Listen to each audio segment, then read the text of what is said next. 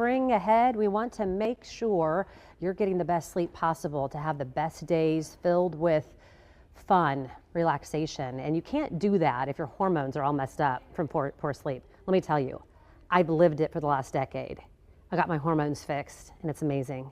Joining me this morning is Dr. Akudo Anokwute, the co-founder of Dreamland Health and Wellness. She is smart. She knows all about the key hormones that disrupts our sleep, and we're going to help us get them in control. Let's talk about that. When you do talk about the hormones that we have that can affect sleep, where do we start? What are some of those keys? Yeah, so we have four main hormones that could get affected.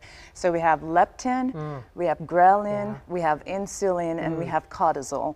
So I want to start with the first two, right? So leptin is the hormone that helps you feel full, and ghrelin is the hunger hormone.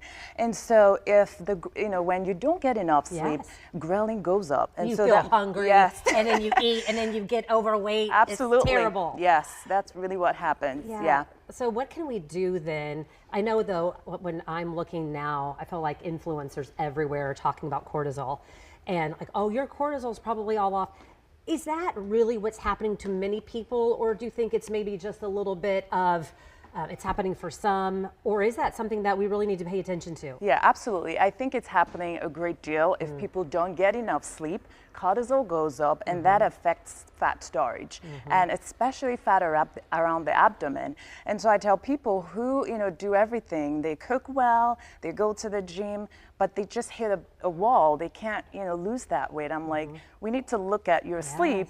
We need to get you to sleep at least 7 hours. Yes, and then you do things too when you have the leptin or the ghrelin's off. You're craving different things, and a lot of times people crave sugar, and then sugar can be really bad because it does a lot of, and it just makes the problem worse. Tell me a little bit about your opinion on that. Yes, so that is true, because when you don't get enough sleep, the brain is tired. So the brain wants quick energy, and it wants to get the carbohydrates, and that's how you crave more carbs. You have low energy, you don't want to go to the gym, and so over time you get to gain weight, and that becomes really difficult to lose that weight. I lived it, and especially as a woman over 50 going through menopause, that really affected everything. So what do we do though to try to fix it? I mean, I know there's blood tests that you can have. It's finally what I did, because I was trying to fight it and act like I got to be tougher. And it was like, oh, your hormones are literally all messed up. Is that something that you do where you test and look? Yes, so we actually